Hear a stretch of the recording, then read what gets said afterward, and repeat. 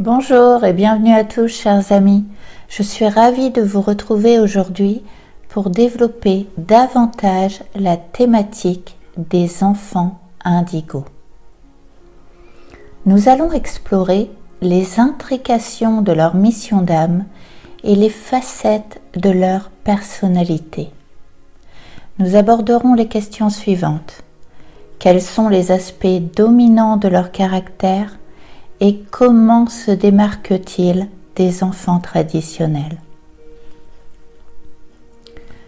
Les indigos sont arrivés sur Terre en vague depuis les années 70, apportant avec eux un caractère novateur et anticonformiste qui les distingue au sein de la masse.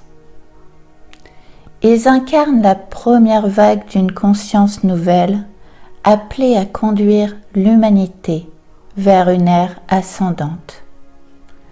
Ce sont les pionniers de l'évolution, les perturbateurs des systèmes établis. Dès leur plus jeune âge, les indigos manifestent un esprit guerrier, car cela fait partie intégrante de leur mission. Leur présence sur Terre vise à éliminer les anciens systèmes obsolètes qui ne répondent plus aux besoins de l'humanité. Ce sont les agents du changement, prêts à renverser les systèmes dépourvus d'intégrité. Les indigos se dressent fermement contre le conformisme et remettent en question les normes établies. Ils s'opposent aux adultes qui préfèrent maintenir le statu quo et résistent au changement.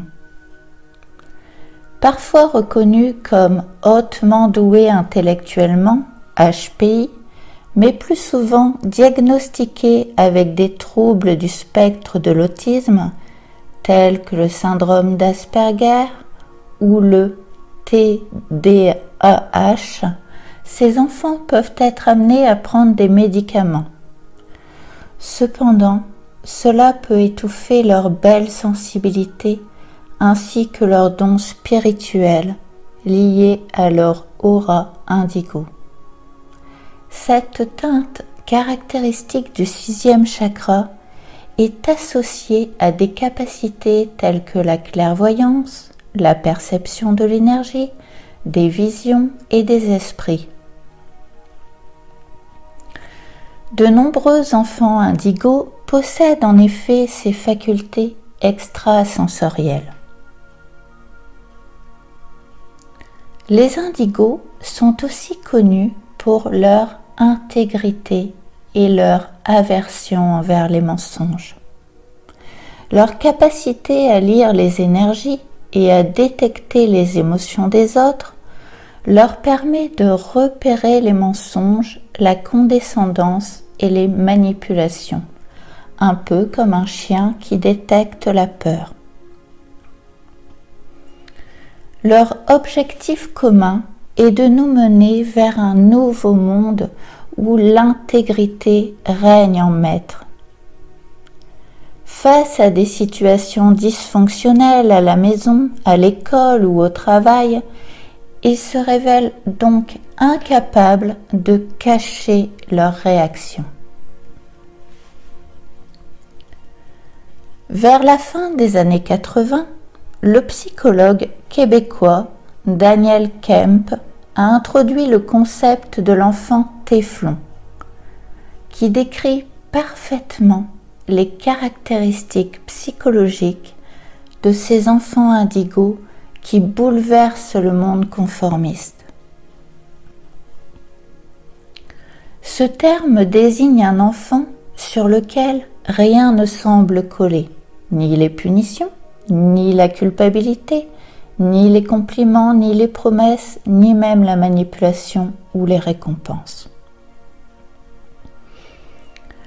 Le syndrome de l'enfant téflon englobe un ensemble de traits psychologiques, comportementaux et sociaux qui le rendent presque inadapté aux normes scolaires et sociales conventionnelles. malgré souvent une intelligence supérieure à la moyenne.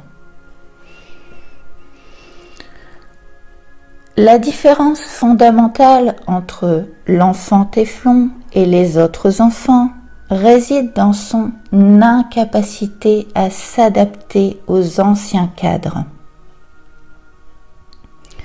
On le qualifie également d'enfant nouveau. Il identifie sa phase d'individualisation plus tôt que les autres enfants, entre 3 et 6 ans, par opposition à l'enfant traditionnel entre 9 et 15 ans. Il rejette les traditions et la plupart des systèmes établis, préférant une approche individuelle et refusant de se conformer à la norme sociale. Voici quelques caractéristiques distinctives entre les enfants nouveaux appelés indigos et les enfants traditionnels. Les enfants indigos se distinguent par leur intelligence remarquable, leur aptitude à comprendre, apprendre et résoudre des problèmes, ainsi que leur capacité à s'adapter à de nouvelles situations sans nécessairement dépendre du savoir collectif. Souvent autodidactes, ils font preuve d'autonomie dans leur apprentissage.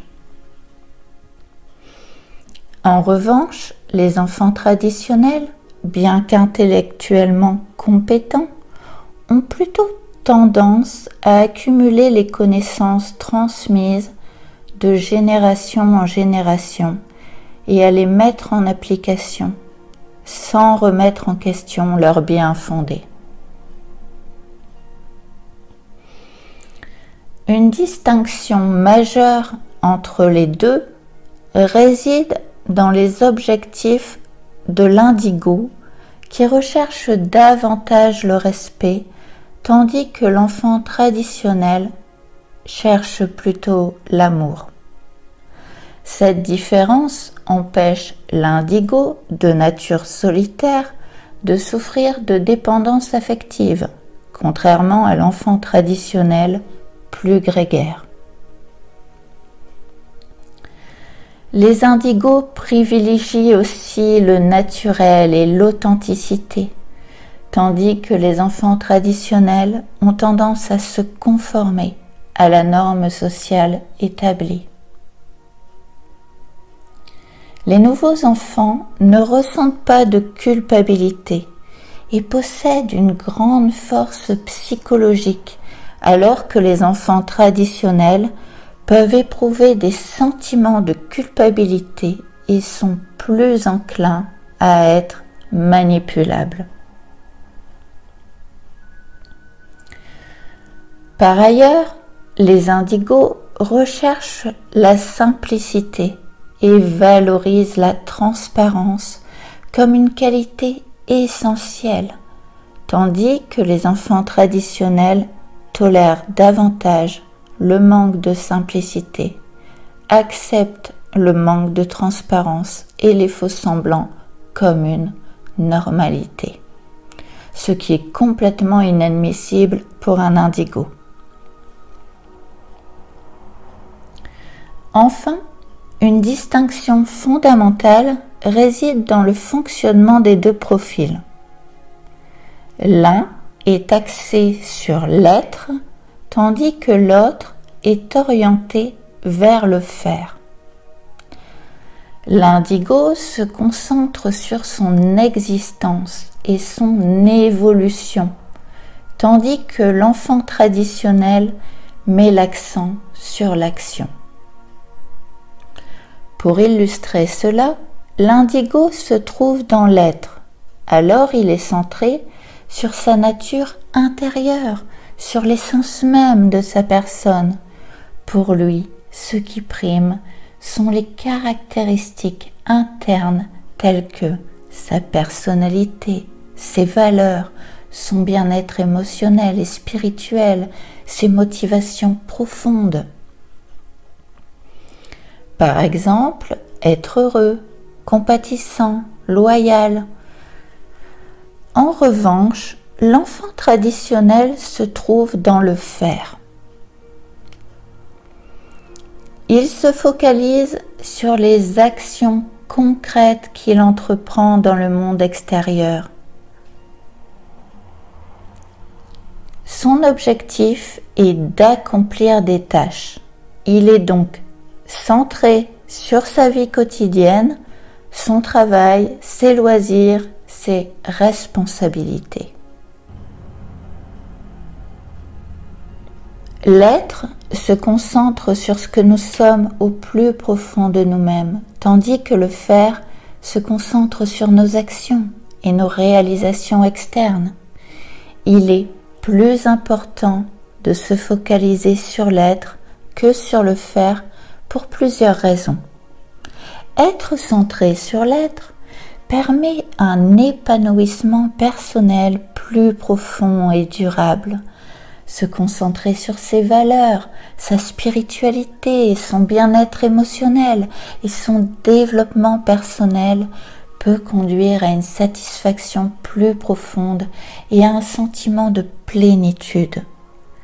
Lorsqu'on est centré sur l'être, nos relations avec les autres sont également plus authentiques, car elles sont basées sur notre véritable essence, plutôt que sur des objectifs extérieurs ou des attentes sociales.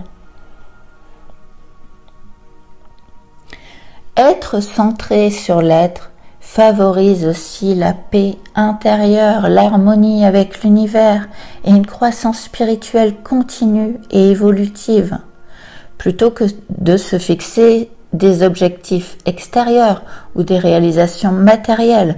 On se concentre sur le développement de qualités intérieures telles que la compassion, l'amour inconditionnel, la sagesse, considérés comme des aspects essentiels de l'évolution spirituelle. Cette différence entre le faire et l'être conduit souvent à des incompréhensions entre l'enfant indigo et l'enfant traditionnel et révèle surtout la conscience plus avancée des indigos qui accordent peu d'importance à leurs actions dans le monde extérieur.